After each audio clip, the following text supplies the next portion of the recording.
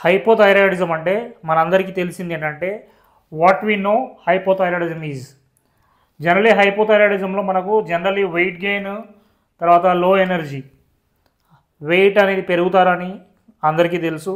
తర్వాత ఎనర్జీ కొంచెం తక్కువ ఉంటుందని మనందరికీ తెలుసు కానీ యాక్చువల్గా మనకు హైపోథైరాయిడిజం ఎట్లా ఉంటుంది ఏమేమి సిమ్టమ్స్ ఉంటాయి అనే దాని గురించి ఈరోజు నేను డిస్కస్ చేయబోతున్నాను so actually hypothyroidism looks like అంటే ఈ సిమ్టమ్స్ అన్నీ ఉంటాయి మీకు హైపోథైరాయిడిజం ఉన్న జనరల్లీ ఎవరైనా ఆడవాళ్ళు అయినా మగవాళ్ళు అయినా మీకు వెయిట్ లాస్ రెసిస్టెన్స్ మీరు ఎంత వెయిట్ లాస్ చేద్దామని ఎంత ట్రై చేసినా కానీ వెయిట్ లాస్ అవ్వరు ఎందుకంటే వెయిట్ లాస్ రెసిస్టెన్స్ వచ్చేస్తుంది అండ్ ఫ్యాటిగ్ అలసిపోయినట్టుగా ఉంటారు చిన్న పని చేసినా కానీ అలసిపోయినట్టుగా అనిపిస్తుంది అండ్ కాన్స్టిపేషన్ మోషన్ ఫ్రీగా అవ్వదు ఎప్పుడు కూడా మీకు కాన్స్టిపేటెడ్గా రోజుల తరబడి మోషన్ రాకుండా ఉంటుంది అండ్ కోల్డ్ ఇంటాలరెన్స్ చాలామందికి చలి పడదు సో చలికాలం అనగానే ఈవెన్ చలికాలం కాకపోయినా నార్మల్గా చల్లగా ఉన్నా కానీ వాళ్ళకు కోల్డ్ ఇంటాలరెన్స్ వచ్చేస్తుంది నెక్స్ట్ యాంగ్జైటీ ఇంకా విపరీతమైన ప్రతి చిన్నదానికి ఆందోళన పడుతుంటారు ప్రతి చిన్నదానికి టెన్షన్ పడుతుంటారు స్ట్రెస్ ఎక్కువ అవుతుంటుంది దాంతోపాటు మర్చిపోతుంటారు ఫర్గెట్ఫుల్నెస్ అండ్ బ్రెయిన్ ఫాగ్ మతిమరుపులాగా వచ్చేస్తూ ఉంటుంది అండ్ దాంతోపాటు పూర్ కాన్సన్ట్రేషన్ దేనిపైన ఏకాగ్రత అనేది ఉండకుండా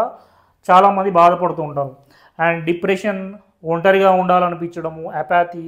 లోన్లీగా ఫీల్ అవ్వడం ఇవన్నీ సిమ్టమ్స్ ఉంటాయి వీటితో పాటు ఫిజికల్గా చూస్తే మీకు బ్రిటిల్ నెయిల్స్ అంటే నెయిల్స్ అనేవి పగిలినట్టుగా కనిపిస్తూ ఉంటాయి దాంతోపాటు మీ ఫేస్ కొంచెం పఫీగా అవుతుంది not only face even hands and ankles అంటే కింద పాదాల దగ్గర వాపు వస్తుంది తర్వాత చేతులలో కూడా వాపులు వస్తాయి తర్వాత ఫేస్ కూడా వాపు అనిపిస్తుంది స్లో మెటబాలిజం ఇంకా మెటబాలిజం అనేది చాలా స్లో అయిపోతుంది దీంతోపాటు ఇన్ఫ్లామేషన్ అంటే చిన్న చిన్న హెల్త్ ఇష్యూస్ అంటే ఇప్పుడు వర్షాకాలం వచ్చిందనుకోండి ఇమ్మీడియట్గా తుమ్ములు దగ్గులు ఇట్లా అంటే సైనసైటిస్ కానీ లేకపోతే అలర్జిక్ రైనైటిస్ కానీ లేకపోతే డెర్మటైటిస్ కానీ ఇలా స్కిన్ పైన కావచ్చు రెస్పిరేటరీ ఇష్యూస్ కావచ్చు ఈజీగా మీ బాడీలో ఇన్ఫ్లామేషన్ అనేది స్ప్రెడ్ అవుతుంది దాంతోపాటు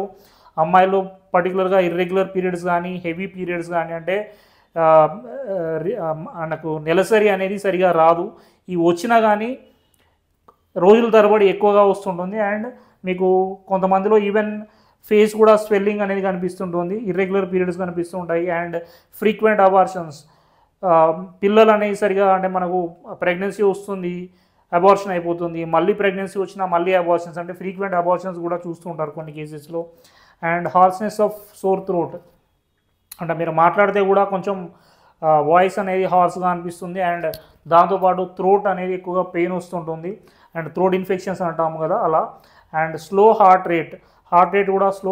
స్లో అవుతుంది అండ్ పాల్పిటేషన్స్ కూడా కనిపిస్తాయి వీటితో పాటు మజిల్ వీక్నెస్ అంటే బాడీ పెయిన్స్ కానీ మజిల్ ఏక్స్ కానీ మజిల్ పెయిన్స్ కానీ ఎక్కువగా ఉంటాయి దీంతోపాటు టింగ్లింగ్ అండ్ నమ్నెస్ అంటే మీకు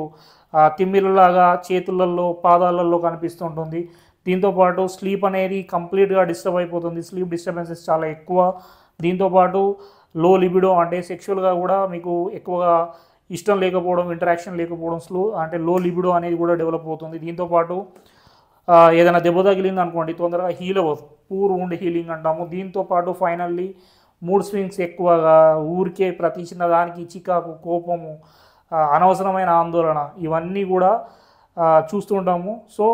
ఇరిటేషన్ అనేది కూడా ఎక్కువ అవుతుంటుంది యాంగర్ ఎక్కువైపోతూ ఉంటుంది ఎందుకు అరుస్తారో అర్థం కాదు అరిసిన తర్వాత కోపం చూపించిన తర్వాత అసలు నేను ఎందుకు ఇంత రియాక్ట్ అయ్యాను అనేది వాళ్ళే బాధపడుతుంటారు సో ఇన్ని రకాల మూడ్ స్వింగ్స్ అనేవి వస్తుంటాయి సో హైపోథైరాయిడిజంలో ఇవన్నీ కనబడతాయి ఓన్లీ ఇవి రెండే కాదు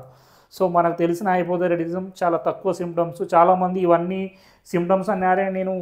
నాకు ఇంతలా డిస్టర్బెన్స్ ఎందుకు వస్తుంది అనేది చాలామందికి గమనించలేకపోతున్నారు సో హైపోథైరాయిడిజం ఉన్న వాళ్ళకి ఇవన్నీ సిమ్టమ్స్ కూడా కనిపిస్తాయి